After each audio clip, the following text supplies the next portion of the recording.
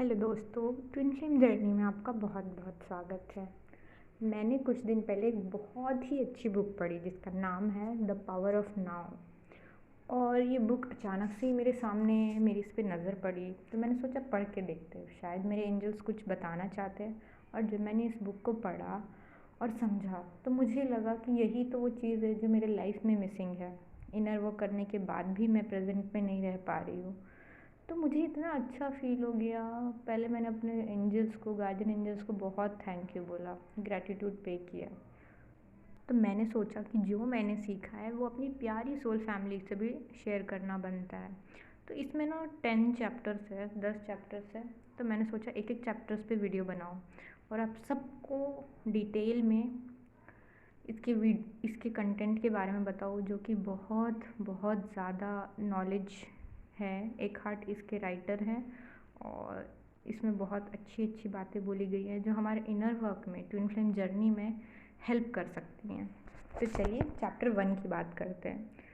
इसमें ये बोला गया है कि माइंड के आगे की जो स्टोरी होती है, हमारा जो माइंड होता है वो हमेशा हमें मैनिपुलेट करता है इस जर्नी में।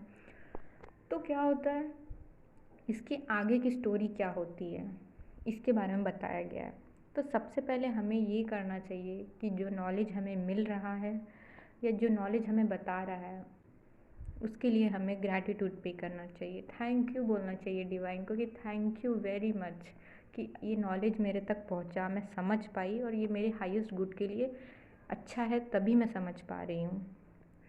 फिर क्या होता है, अगर आपने जो अपनी लाइफ में चीज़ें, यानी जो मैं आपको आगे बताने वाली हूँ, अगर आपने ये सब एक्सपीरियंस किया है तो आपको बहुत अच्छा लगेगा। लेकिन अगर आपने एक्सपीरियंस नहीं किया तो आपको किसी एक किताबी बातों जैसा लगेगा। लाइक कंसेप्चुअल बातें होती है कि कंसेप्ट है, समझ लो।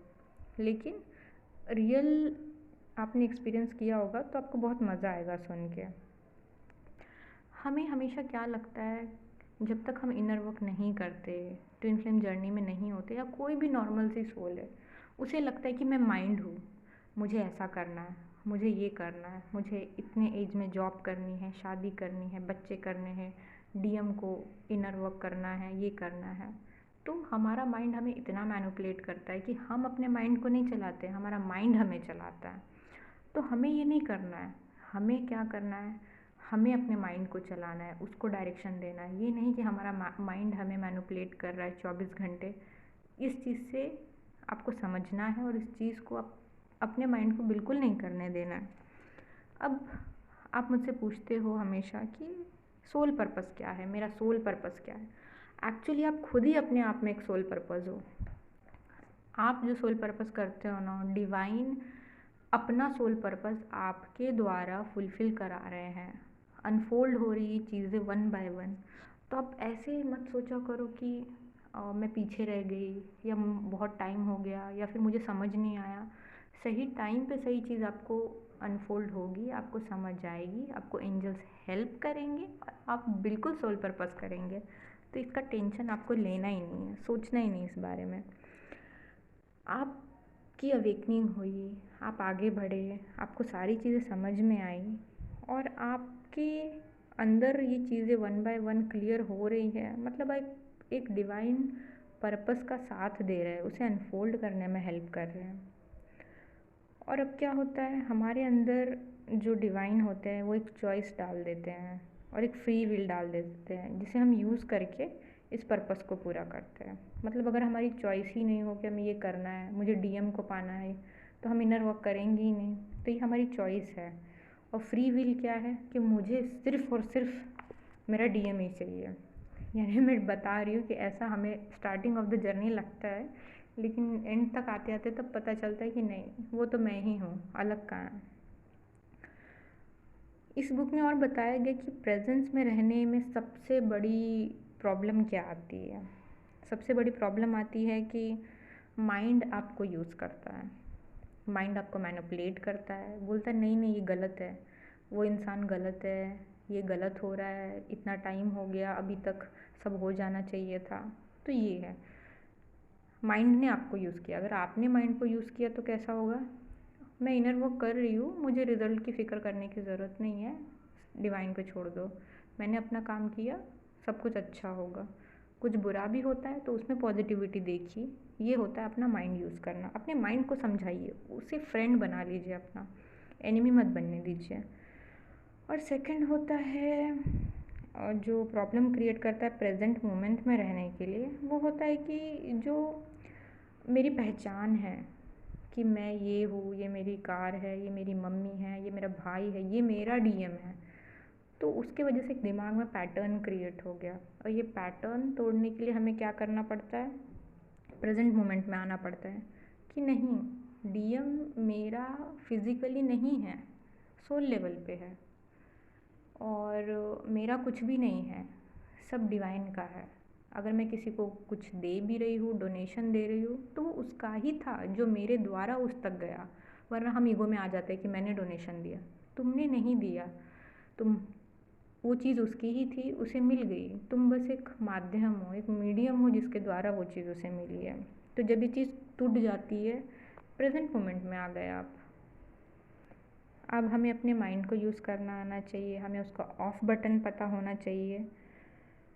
और जैसा कि हम बचपन से लेके अब तक कंटिन्यूसली इतने सारे थॉट्स हमारे दिमाग में आते रहते हैं, लेकिन जैसे जैसे हम मेडिटेशन करेंगे हम ज़ीरो थॉट्स लेवल पे आ जाएंगे, अल्फ़ा स्टेट में चले जाएंगे। ये अल्फ़ा स्टेट एक ऐसी स्टेट होती है जिसमें सोचा और चीज़ें मैनिफेस्ट हो जाती है।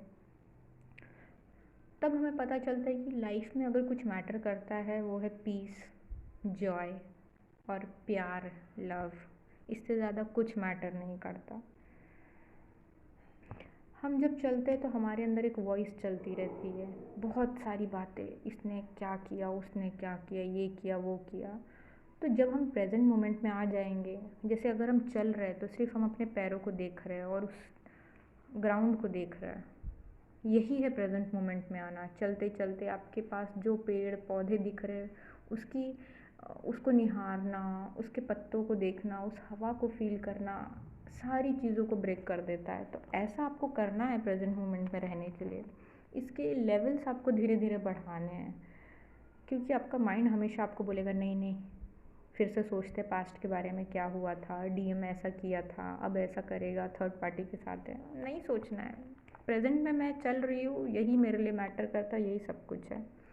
अगर आपको बहुत प्रॉब्लम होती है तो इसमें जो राइटर है उन्होंने एक बहुत अच्छा सोल्यूशन बताया कि आप कहीं भी बैठे हो, मेडिटेशन नहीं कर सकते हो तो सिंपली बैठे बैठे अपने ब्रेथ को ऑब्ज़र्व करो, आती जाती सांसों को ऑब्ज़र्व करो, प्रेजेंट मोमेंट में आ जाएंगे आप। यही सबसे, अगर आप सेशन नहीं ले सकते हो तो यही एक तरीका है स्पिरिचुअल रहने का, कि अपनी आती जाती हुई सांसों को देखा कीजिए। इसमें एक और बहुत इम्पॉर्टेंट चीज़ बताई गई है, माइंडफुलनेस। माइंडफुलनेस में रहना। बहुत सारे ऐसे मुझे क्वेश्चंस आए थे बहुत पहले जब मैंने वीडियो बनाना स्टार्ट किया था कि मैनिफेस्टेशन करें क्या मैडम। तो मैंने कहा कि पहले आपकी एनर्जी क्लियर होगी, उसके बाद जो आपके लिए सही रहेगा ना वो आपको खुद ही मिल जाएगा। आपको मैनिफेस्टेशन करना बहुत छोटी बात है, मतलब आप खुद डिसाइड कर रहे हो कि ये मेरे लिए अच्छा है, वो मेरे लिए अच्छा है। लेकिन जब आपकी एनर्जी क्लियर होती है इनर वर्क के द्वारा, चक्रास के द्वारा, तो जो चीज़ आपके लिए हाईएस्ट गुड के लिए परफेक्ट होती है वो खुद आके आपसे एकदम मैग्नेट की तरह एकदम आपके पास आ जाती है। तो कितनी बड़ी बात हुई माइंडफुलनेस में रहना। तो जब आप प्रेजेंट में रहते हो तो गॉड की एनर्जी आपके अंदर से फ्लो होती है, आपको डाउनलोड्स होने लगते हैं, अपने आप वो एनर्जी फ्लो होती है, क्योंकि आप प्रेजेंट मोमेंट में हो, ना कि आप ये सोच रहे हो कि डीएम ने मेरे साथ ऐसा किया था या आगे क्या करेगा, हमारा मिलन होगा, यूनियन होगा कि नहीं होगा। ये फ्यूचर में रहना और पास्ट में रहना, हमारा बबल फेज कितना अच्छा था। तो ये दोनों चीज़ों के बारे में ना सोचते हुए सिर्फ अभी ये सोचना कि मुझे मज़ा आ रहा है, मैं अपनी लाइफ में आगे बढ़ रही हूँ, मेरे में इम्प्रूवमेंट आ गया है, और अभी राइट नाउ मैं चल रही हूँ। अपने पैरों को देखिए, उस ज़मीन को देखिए, हवा को महसूस कीजिए, बस इसके अलावा कुछ नहीं। ये एक ऐसी एनर्जी में आपको ला देगा कि सबसे ब्यूटीफुल एनर्जी है। और प्रेजेंट मोमेंट में आने से क्या होता है कि हमारे जो पैटर्न्स है वो ख़त्म हो जाते हैं, सबकॉन्शियस माइंड में जो चीज़ें स्टक होने वाली है वो रुक जाती है। क्योंकि जैसे कि वो एक एग्ज़ाम्पल है कि जैसे हम सब फँसे हुए हैं, अजगर अजगर किसी को पकड़ लेता है तो कितना जकड़ लेता है, वैसे हमारे माइंड ने हमको पकड़ के रखा है, जकड़ के रखा है। नहीं, मैं तुम्हें सोचना बंद ही नहीं करूँगा, मैं चलते रहूँगा।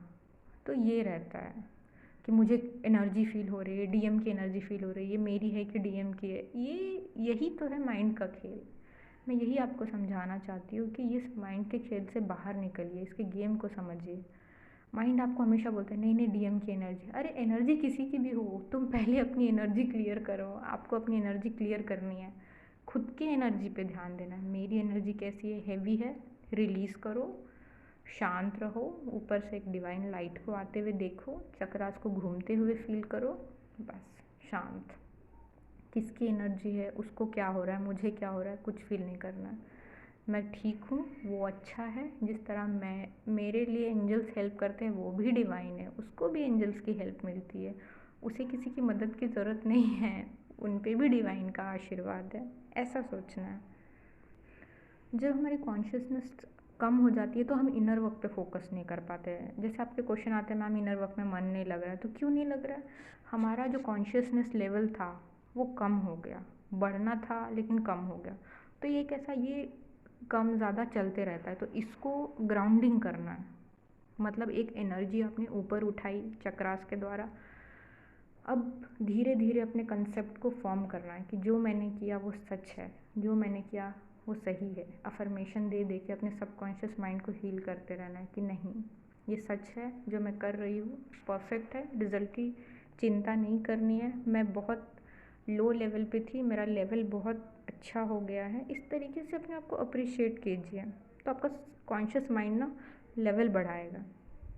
और हमेशा जब भी आपको ऐसा लगे कि आज कुछ करने का मन नहीं कर रहा, तो उस दिन आपको क्या करना है कि हमेशा ना अपने पीस लेवल कितना आया, पहले कितना था, अब मैं कितना पीस में हूँ, इसको कंपेयर करना है कि हाँ, अब मैं जो स्पिरिचुअल एक्टिविटी कर रही हूँ क्या इससे मुझे फ़ायदा हुआ है? पहले नहीं होता था, पहले मैं इतना पीस में नहीं रहती थी, लेकिन अब मैं हूँ। मतलब इस एक्टिविटी से मुझे फ़ायदा हो रहा है। अगर आपको जर्नलिंग से फ़ायदा हो रहा है तो आप वो कीजिए, आपको मेडिटेशन से फ़ायदा हो रहा है तो वो कीजिए, आपको अफर्मेशन से फ़ायदा हो रहा है तो वो कीजिए। अपने लिए एक एक्टिविटी ढूंढिए।